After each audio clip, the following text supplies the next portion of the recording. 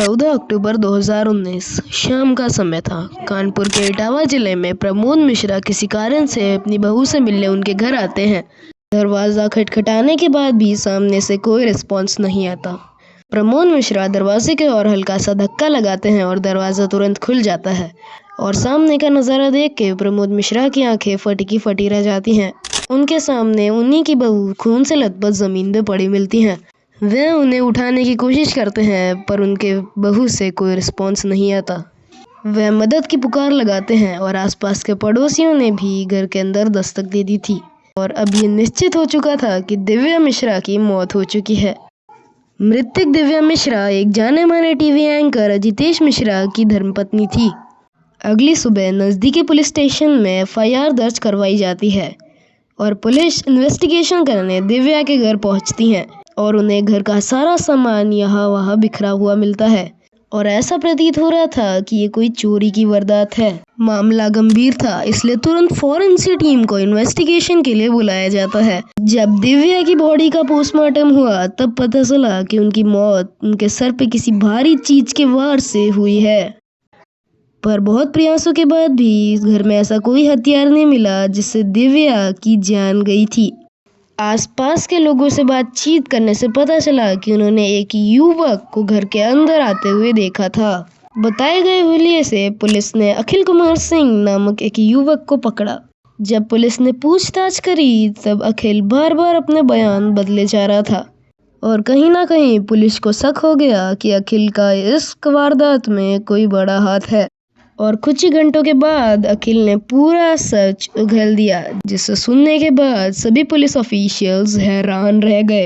अखिल ने यह खुलासा किया कि दिव्या की जान किसी और ने नहीं बल्कि उसी ने ली है और इसे करने के लिए उसे किसी और ने नहीं, दिव्या के पति अजितेश ने ही कहा था।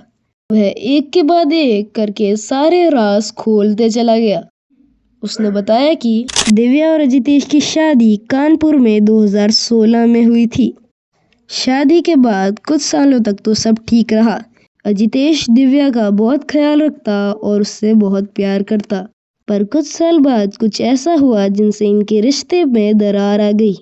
पर कुछ सालों बाद अजितेश दिव्या को इग्नोर करने लगा।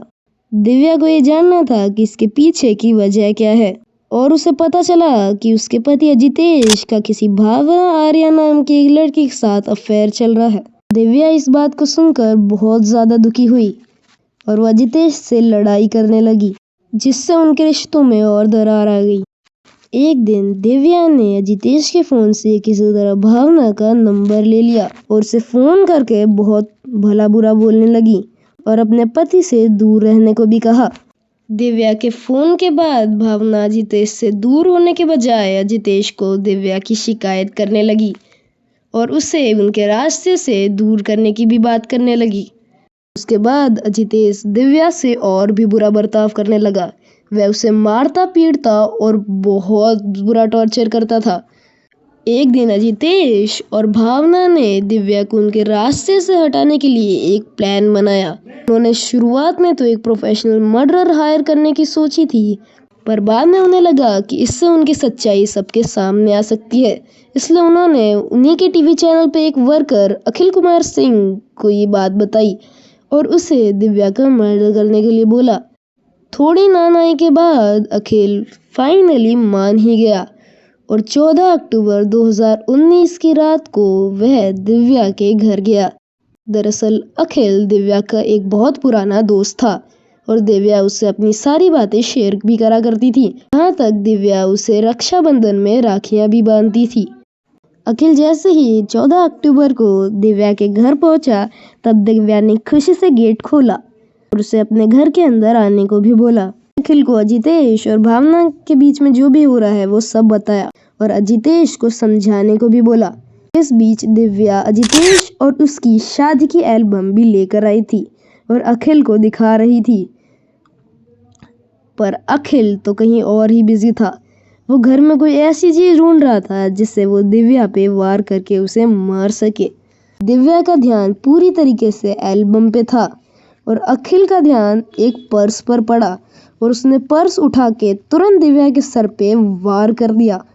दिव्या को पता चल गया कि अखिल उसकी जान लेना चाहता है। वह अखिल के साथ लड़ने लगी पर अखिल उस पे भारी पड़ा और दिव्या की तुरंत मौत हो गई।